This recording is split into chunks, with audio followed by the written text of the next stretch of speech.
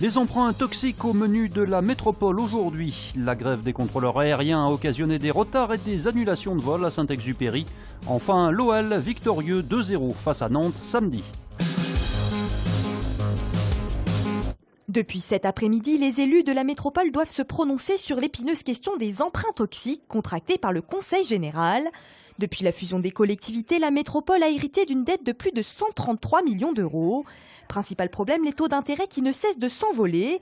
Après une procédure judiciaire, la communauté urbaine réfléchit à une possible négociation directe auprès des banques. Sur proposition qui nous a été faite par le fonds de soutien, qui a été mis en place par le gouvernement à hauteur d'aujourd'hui 3 milliards d'euros, nous avons accepté le principe d'une discussion en vue d'une éventuelle transaction.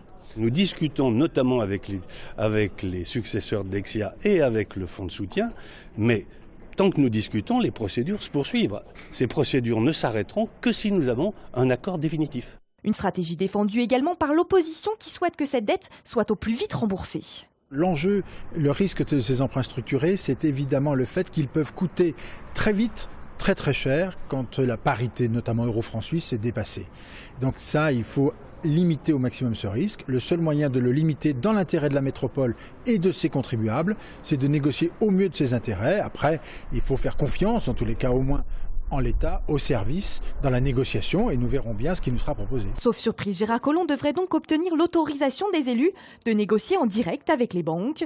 Dans ce cas, la métropole pourrait bénéficier d'une aide de l'État qui pourrait avoisiner les 100 millions d'euros. Le mouvement de grève des contrôleurs aériens entamé hier s'est poursuivi aujourd'hui à l'aéroport Saint-Exupéry de Lyon. Donc concernant les vols retardés, nous avons 18% des vols retardés à l'heure actuelle, avec un retard moyen qui est aux alentours d'une demi-heure.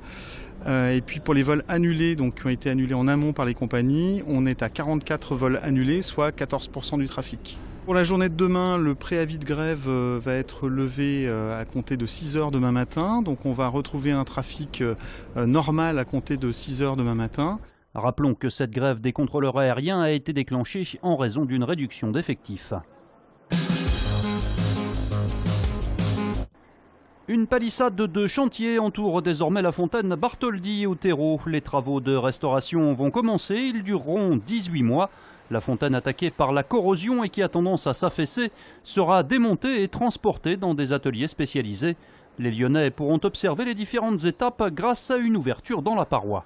Ça permet de voir ce qui se passe et de voir l'état des travaux et puis de pouvoir continuer à admirer le patrimoine de la ville de Lyon. Moi j'aime bien les chevaux, alors forcément ça me parle. Oui, c'est une très bonne idée. Hein. Mais je suis du quartier, donc tous les jours je vais passer voir où ils en sont. Et ils vont pas chômer. La restauration de la fontaine acquise en 1889 par la ville coûtera à celle-ci 2,2 millions d'euros.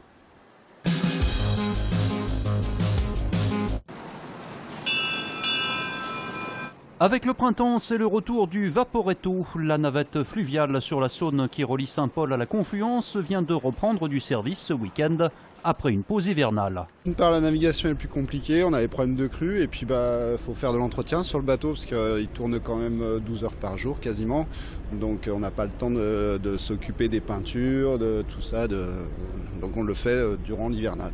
Donc là il est tout neuf, tout propre, prêt à reprendre du service ? Voilà, ouais, on a eu du mal à finir dans les temps, mais on y est arrivé et il est pas trop mal, ça va. Un trajet simple coûte 2 €. Nous avons 3 escales. Confluence, on est dans la marina. Ensuite, Bellecour, on est au quai des Célestins. Et un troisième arrêt, c'est Saint-Paul Hôtel de Ville, on est au quai de Bondy, côté gare de Saint-Paul. En 2015, le Vaporetto a transporté 194 000 passagers. Il vise cette année le cap des 200 000. Je pense que je suis encore un peu sur mon petit nuage. C'est vrai que j'ai ressenti, c'était fou, c'est tout. Après, j'ai pas trop calculé. Bref, dans le feu de l'action, ça va vite. C'est même allé très vite, 39 secondes exactement. C'est le temps de jeu qu'il aura fallu au jeune Gaëtan Perrin pour inscrire son tout premier but en Ligue 1. Face à Nantes samedi soir, le milieu de terrain de 19 ans, formé au club, a marqué de la tête à la 83e minute sur un beau travail de Rachid Ghezal. Dans un match comme ça où le match était tendu et ça délivre l'équipe et je suis très heureux pour l'équipe. ça fait du bien au classement pour toute l'équipe. Mais que ce fut laborieux pour les Lyonnais qui ont eu bien du mal face à une défense nantaise très organisée.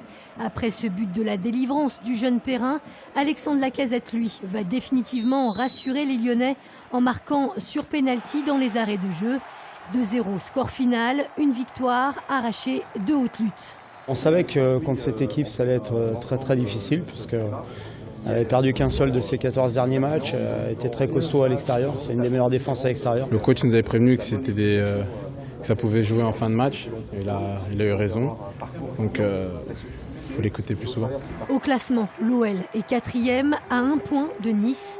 Prochain match le 3 avril face à Lorient. Une image pour finir ce journal avec les foulées de Villeurbanne. Ils étaient 4000 au départ hier.